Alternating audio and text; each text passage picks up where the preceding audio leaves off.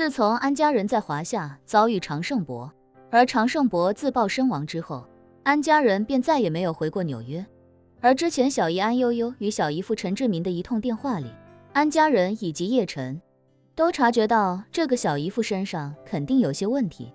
但由于大家相隔甚远，而且小姨的女儿还在纽约跟着陈志民生活，所以大家心照不宣，互相都没有撕破脸。陈志民现在公开的身份还是安家的女婿，而且由于安家人暂时都不在美国，他就直接把自己塑造成了安家在美国目前的唯一代言人，也算是一时风头正劲。不过陈志民心里也很清楚，安家人目前正在转移自家的产业和重心，逐步将美国的资产转移到华夏，就算双方不撕破脸，再等上那么2-3年，自己也就差不多要被安家府邸抽薪了。最让他和吴飞燕郁闷的是，安家人在关键时刻竟然与华夏达成了长期的深度投资合作，一下子就有了官方的背书。现在的破青会还真不敢再拿安家怎么样。而且自打吴飞燕上次从华夏落荒而逃之后，他便让整个破青会进入静默状态，也没有动过再去找安家麻烦的念头。此刻的陈志民正坐在安邦大厦顶层安家老爷子安启山的办公室内，他懒散地躺在安启山的老板椅上，双腿搭在办公桌面，嘴里还叼着一根上等的古巴雪茄。就在他悠闲地品尝雪茄时，桌面的手机上忽然收到一条推送。手机收到推送很正常，但这条推送却不一般，因为这条消息推送自破青会自己的通讯软件，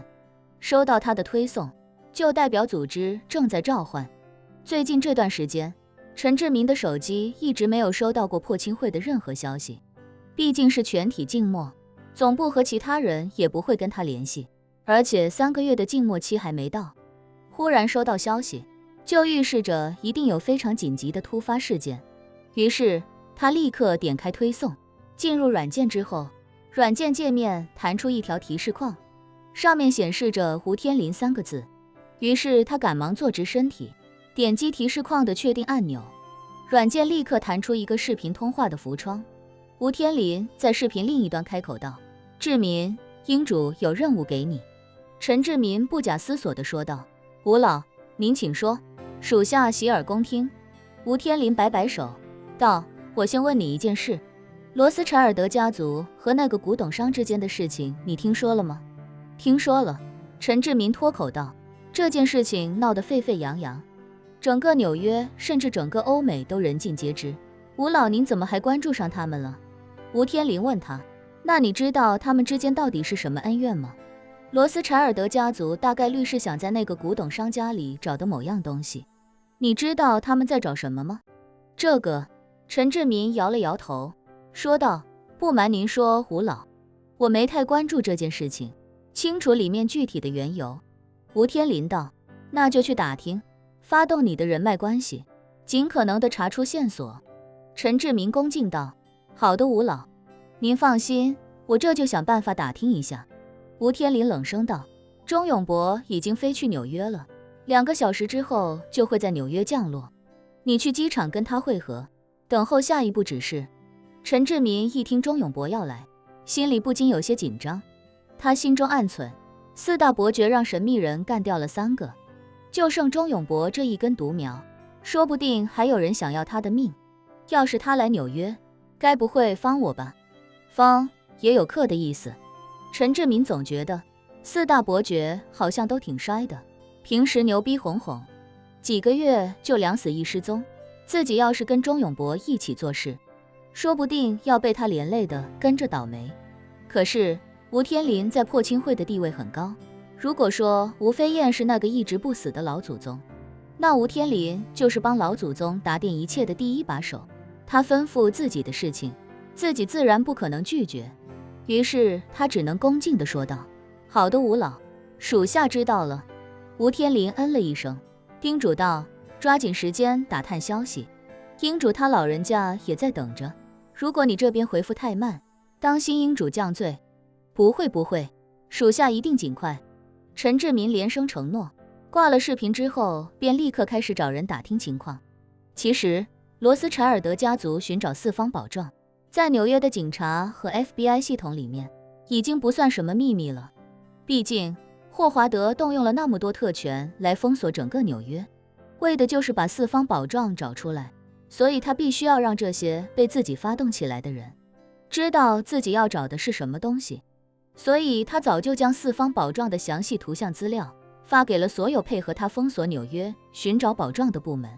不过他这个人还是很精明的，他没有告诉任何人四方宝藏的名字，他只是告诉这些人，罗斯柴尔德家族被盗了一件非常宝贵并且意义重大的古董。那些警察和 FBI 哪里知道，这么一件东方古董的背后，竟然还是一件能左右国运的国之重器。他们只知道罗斯柴尔德家族要找这个东西，所以大家都打起精神来，把这东西找到还给罗斯柴尔德家族就行了。正因为四方宝藏的图像资料早已经被发到了上万人的手里，所以陈志民也轻松地找到了一份拷贝。当他看到四方宝藏的图像资料时，他也不觉得这东西有什么了不起，毕竟是唐朝的东西，而且主要是法器，所以它的外形上就不算非常精致，远不如北宋珍珠舍利宝藏。后者的制作工艺那叫一个精妙绝伦，而且使用了各种各样的天材地宝。在陈志民眼里，罗斯柴尔德家族要找的这个玩意儿，用4个字就可以形容，那就是平平无奇。不过他也没有在这件事情上思考过多，而是直接便将这份资料发给了吴天林。别说陈志民不认识四方宝藏，就连他吴天林也不认识。活了将近400年的林婉儿，也只是当年听他父亲提过一嘴，往后这300多年里，他也只是从一些野史上看到过四方宝藏的非权威记载。那时候的记载全是文字，而且书写那些文字的人也都是道听途说，写书的、看书的都不知道四方宝藏到底是不是真的。就算是真的，他们也不知道四方宝藏到底长什么样，更何况他吴天林。不过吴天林是最早分析出这东西绝对不一般的，所以他对这样貌平平的四方宝藏没有半分轻视，而是用最快的时间将其打印出来，毕竟得呈到了吴飞燕的面前。他将打印出来的彩色照片双手献给吴飞燕，恭敬地说道：“英主，陈志民传来资料，照片上的这尊宝塔便是罗斯柴尔德家族在纽约苦苦寻找的那件古董。”吴飞燕迫不及待地看过去，一看是一尊四方宝塔，而且这模样竟与大雁塔有几分相似，他的心中顿时咯噔一声，整个人瞪大眼睛，身体都在不住地轻颤。他激动无比地将那张高清照片拿在手上，心中不由惊叹，这莫非就是师尊当年一直奉为神器的四方宝藏？与当年的林主鲁一样，吴飞燕也是听自己的师尊孟长生说起过四方宝藏这个东西。孟长生毕竟是大唐麟德年间的人，他出生时大雁塔刚刚建成不久，所以他一直知道四方宝藏的存在，只是一直没有机会一睹四方宝藏的风采。他曾经告诉过林主鲁和林飞燕，四方宝藏是唐朝一大批修为很高的道士共同打造的顶级法器，它不仅与初代大雁塔一模一样，并且与大雁塔交相辉映，相辅相成。吴飞燕以前也对四方宝藏的真实性存疑，但如今看到这张图片，再结合罗斯柴尔德家族费尽心血冒天下之大不韪也要将它找到，他心里觉得这东西大概率就是真正的四方宝藏。这一刻，吴飞燕感觉过去这段时间的阴霾瞬间一扫而空，他心中兴奋地想，连师尊都不敢奢望、不敢企及的四方宝藏，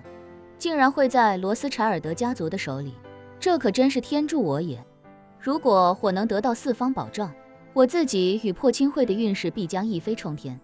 说不定我活下一个500年的机会就在这四方宝藏之中。若是还能从四方宝藏上参透更多高深道法，说不定修为也会得到长足进步。想到这里，他几乎毫不犹豫地对吴天林脱口道：“让飞机做好准备，我要亲自去一趟纽约。另外，你告诉陈志民和钟永博，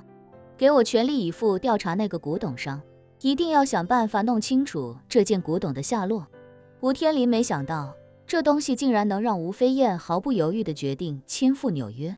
于是下意识地说道：厅主，您不是说最近形势敏感，破亲会要尽量保持静默吗？您若是还亲自去，是不是有些不可预见的风险？况且去纽约路途遥远，从布宜诺斯艾利斯起飞，飞机至少要飞行10个小时，前后加起来至少要14-15个小时的时间。属下建议您不如把这件事交给钟永博和陈志民，他2人合作，有勇有谋，定能完成任务。吴飞燕坚定不移地摇了摇头，这件事情对我乃至对整个破亲会都极为重要，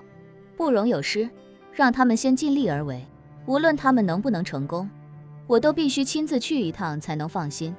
说罢，他轻轻晃了晃手中的照片，那照片瞬时间化作一片灰烬散落在地。吴飞燕看着吴天林，命令道：你随我一起去，切记不能把这件事告诉会内的任何人。